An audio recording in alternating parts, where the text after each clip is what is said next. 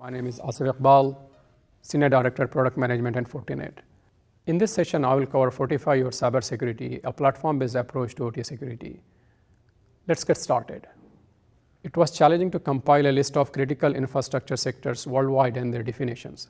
Critical infrastructure sectors consist of assets, systems, and networks, whether physical or virtual, that are vital to a region or nation. The US DHS classifies around 16 critical infrastructure sectors, while other regions may have more or fewer, but generally a similar number you will find across different geos and regions. There is an excellent research paper titled Mapping the World's Critical Infrastructure Sectors, authored by 3 researchers from Europe.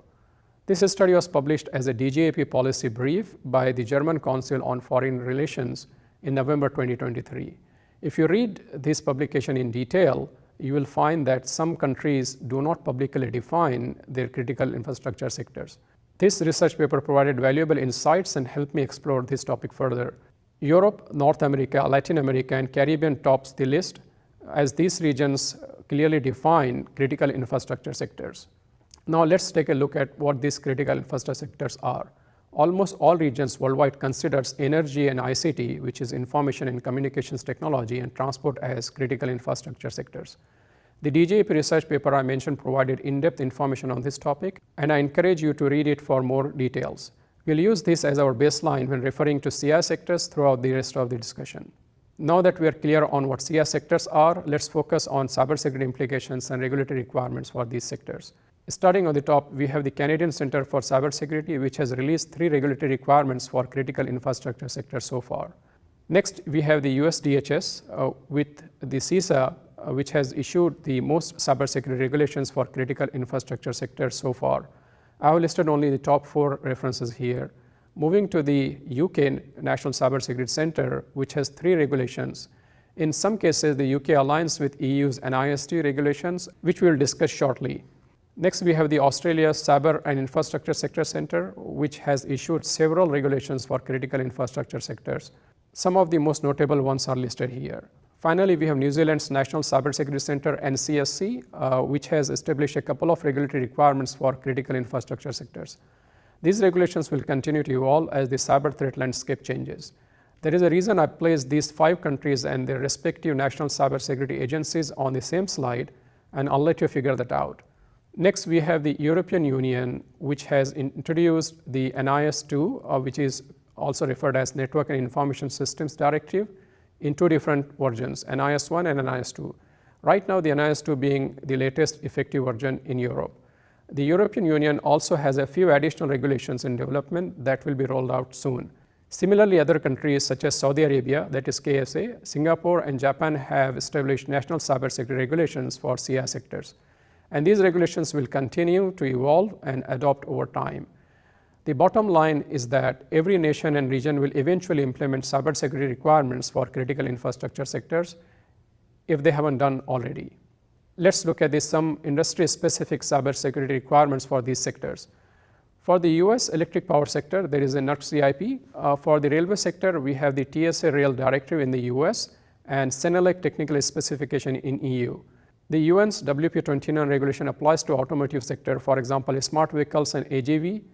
This is currently enforced in the EU only. And finally, the IMO and ISS requirement govern the cybersecurity requirements in the maritime sector. It's important to highlight the challenges associated with complying to these regulations, whether they are acts, bills, memorandum, or regulations. The World Economic Forum featured a survey in 2024, Cybersecurity Outlook, that shed some light on these challenges. 34%, the highest percentage in the survey, indicated that there are too many or conflicting regulations across different countries. 25% of the respondents stated that compliance with cybersecurity regulations is not a challenge. I assume they were referring strictly to compliance and not actual implementation. 22% of the respondents reported that they lack sufficient resources such as people and funding to implement these regulations. And the list goes on with 9%, 7%, and 3%.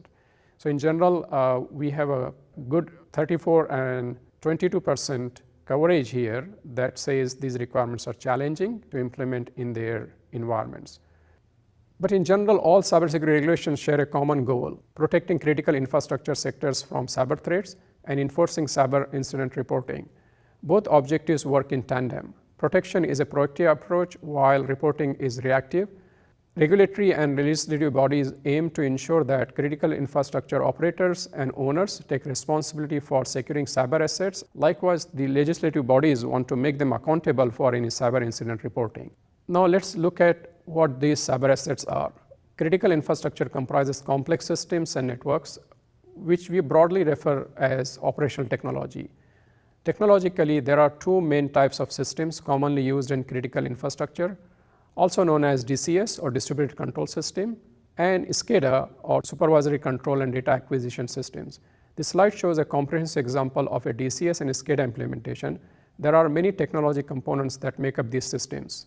To understand these different OT systems, we have a generic reference architecture in the industry, also known as ISA 99 or the Purdue Enterprise Reference Architecture or PERA. However, this reference architecture was originally devised for manufacturing sector. It is not a security architecture and cannot be used to understand every other critical infrastructure sector. Next up, we have the Open Platform Automation Forum, which has devised an open reference architecture. Although it is an open architecture and can be applied to many critical infrastructure sectors, its primary focus is oil and gas industry at the moment. There is also an industrial IoT reference architecture developed by Industrial Internet Consortium. This architecture is also very specific to cloud-based industrial systems. As we have seen, a single architecture cannot meet the requirements of all critical infrastructure sector. As the saying goes, one size doesn't fit all. For example, the Purdue Enterprise Reference Architecture or Purdue model on the left has two security DMZ. IC 62443 has one security DMZ and 4 security conduits, while IISc has 2 DMZs. If you can't clearly understand a system and network architecture, it's not possible to devise a security architecture and implement effective cybersecurity controls. Security architecture should be based on your risk mitigation plan. Therefore, the majority of cybersecurity regulations recommend a risk-based approach to cybersecurity. Now let's look at the essential cybersecurity requirements. IC 62443 provides the best guidance available in terms of risk and engineering-based cybersecurity approach. Edition 3.3 highlights 7 foundational requirements, and the majority of cybersecurity regulations align with these requirements. FR1 is about identification and authentication control, which from a technology perspective maps to IAM or identity and access management. FR2 is for user control and maps to PAM, which is privilege access management. FR3 is for system integrity and maps to EPP, or you may call that as endpoint protection. FR4 is for data confidentiality and maps to TLS for encryption in transit and AES for encryption at rest. FR5 is for restricted data flow or RDF and maps to next generation firewall. FR6 is for timely response to events and maps to SIEM and SOAR technology for incident response. Lastly, FR7 is for resource availability and maps to data backup.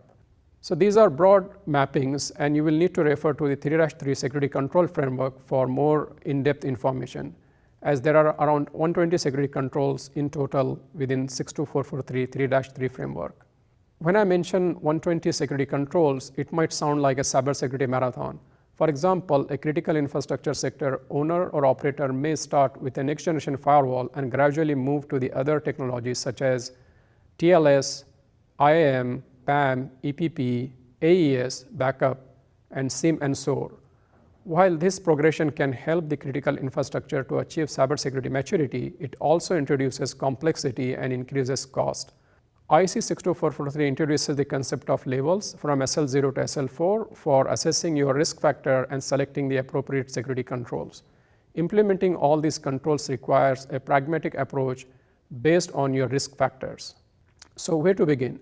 A platform approach can simplify the cybersecurity journey. For example, an OT-specific next-generation firewall or NGFW can help with multiple security objectives such as network segmentation, network microsegmentation, and advanced threat protection. An OT-specific secure remote access or SRA can assist with remote access security and role-based access control or RBAC. And an OT SOAR can help with centralized logging, monitoring, reporting, and in general with incident response. Now let's look at the platform journey. Is it a buzzword or is it a reality? In classical notion, it refers to operating systems like Microsoft Windows, Apple macOS, iOS, Linux, Android, etc. Other notions of a platform include hardware platforms such as x86, x64, ARM, etc. There are also cloud platforms like Amazon Web Services, Microsoft Azure, and Google Cloud. In software development, platforms like Java and .NET are also considered. Likewise, there is also a notion of software services like YouTube, Instagram, or Facebook. Similarly, a cybersecurity platform aligns with these definitions and offers a holistic foundation for your cybersecurity implementation. Now let's look at what a platform approach to cybersecurity can offer to an asset owner and asset operator.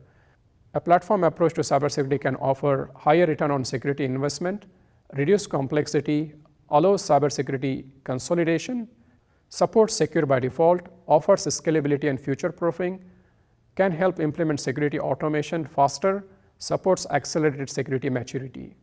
Now, there is a better way implementing a security platform in the critical infrastructure sector, and the solution is OT security platform. The Fortinet OT security platform is the industry's leading cybersecurity offering. Every platform has a foundation, and the foundation for the Fortinet OT security platform is FortiOS. FortiOS is supported by FortiGuard services, which is one of the building blocks of the platform and includes OT-specific threat intelligence services. Other building blocks from the security fabric solutions can be added based on your security requirements. All these building blocks offer OT-specific features and security capabilities. With just FortiOS and FortiGuard services, asset owners and operators can achieve several security requirements or security goals, such as network segmentation, network microsegmentation, advanced threat protection or ATP, role-based access control or RBAC, and incident response.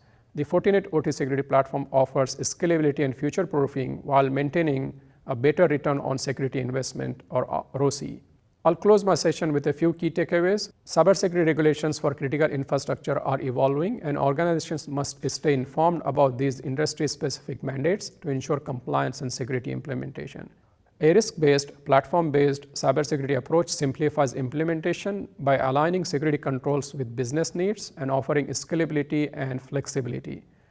Platform-based solutions enable continuous threat monitoring, incident response, and faster security maturity, ensuring a higher return on security investment. That's all I have for this session. Thank you for listening. I will now hand the session back to Nirav.